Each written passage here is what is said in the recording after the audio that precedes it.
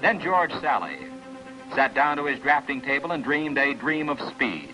The car emerged with a motor laying on its side.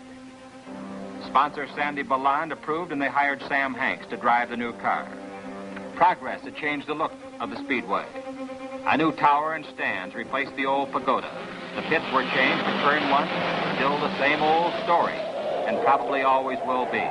In the qualifying season of 1957, there were no problems for Sam Hanks. The new car proved to be just what the builder, Sally, had hoped for. Other car builders rushed to their drafting boards to try and match or improve upon George Sally's brainchild. Here it is.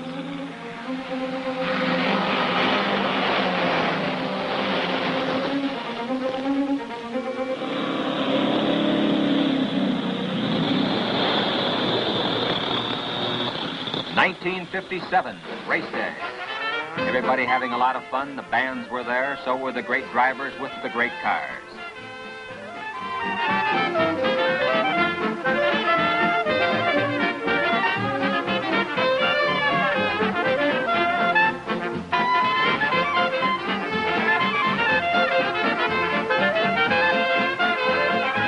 Lovely actress Sid Charisse ready to kiss the winner after the race. The balloons floating skyward, a blaze of color, touching off the most colorful spectacle in competitive sport. The start was a good one. Pat O'Connor on the pole got the lead. He was dueling with Troy Ruttman, but the race didn't last long for Ruttman. He retired into the pits with mechanical difficulties. Paul Russo in his Novi went into the lead after moving from the 10th starting position. Sam Hanks had been challenging, and in the 36th lap, he got to the front spot. Turn one was waiting for Al Keller on his 75th lap.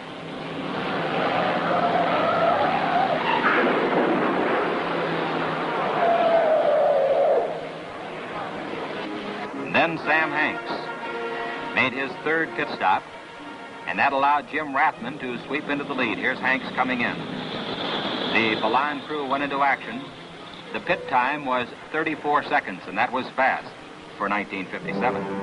Today, with improved methods, pit time has been cut to about 19 seconds. Going back out of the track now, Hanks has a big job cut out for him. Rathman is driving to win, and he's proved to be a real tough competitor. And by the 196th lap, Hanks was leading, but Rathman was breathing right down his neck. And at the finish, it was Hanks in front, but Rathman just 21.5 seconds behind him.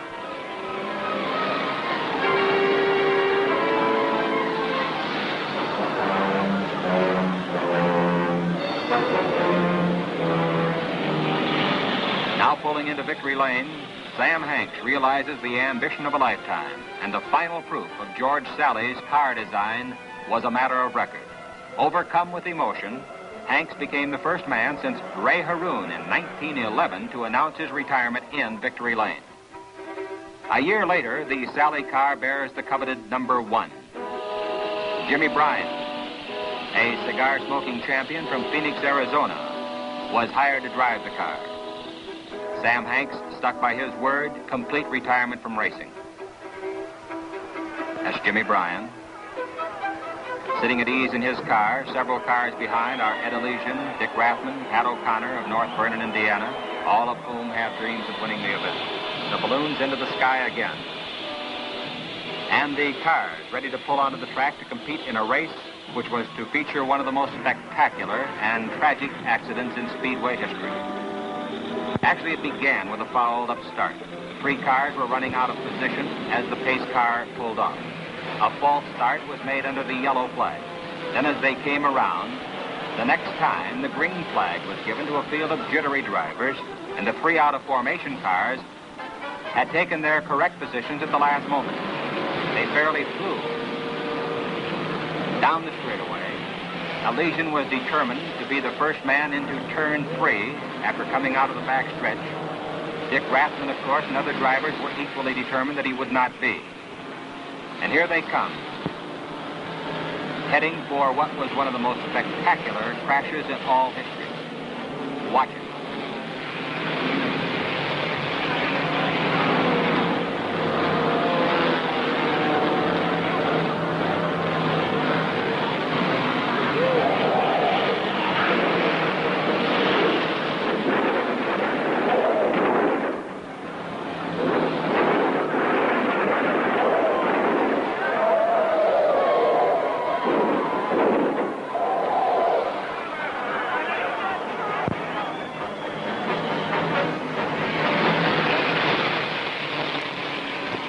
Then, like tired warriors coming from battle, the battered cars came into the pits for emergency repair. Spectators and officials in the main straightaway still didn't know what had happened, except that tragedy had struck.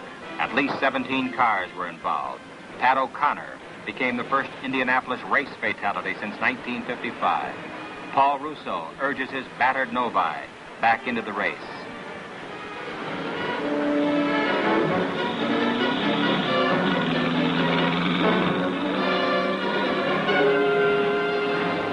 Aldine, with the hat on, comforts his rookie driver, A.J. Foyt. Jimmy Bryan moves into the lead, having safely threaded his way through the wreckage in turn 3. Then, as the green light came on again, he was passed by Tony Bettenhausen, who was in turn challenged by Eddie Sachs and George Amick. Paul Russo was out on the track, but he had to come back into the pits. He makes a highly emotional plea to his mechanic Gene Marcinak to do something. Anything. Keep the car in the race.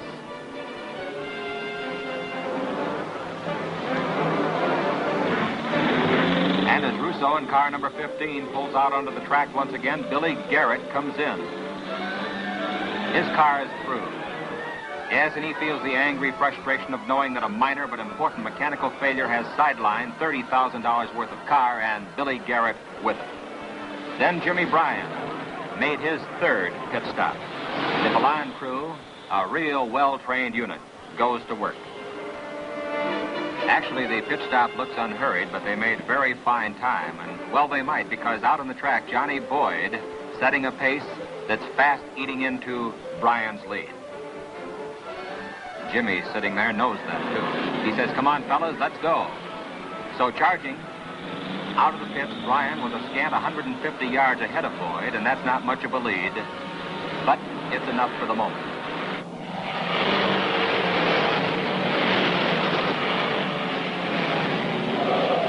Jim Rathman spins into the pits. He was able to continue, but the next lap, he pitted for good. Well, the race is coming now closer and closer to the checkered flag, and Bryan is really turning it on.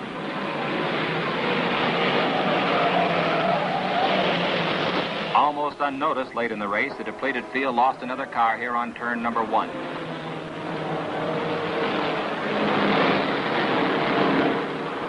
Out on the track, how would you like to take a ride with Jimmy Bryan? Here we go.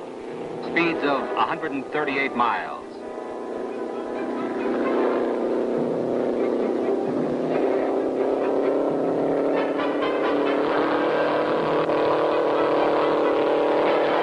Hang on to your hat. We're coming to that turn.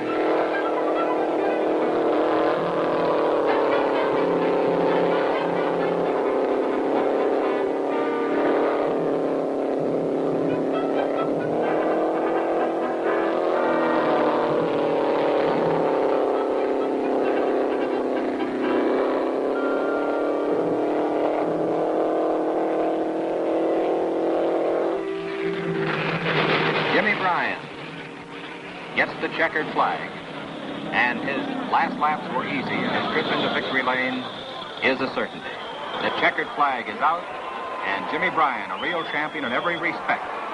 However, his ride into victory lane bore the overtones of the tragedy that had struck earlier in the race. His speed was 133.791 miles per hour on the average.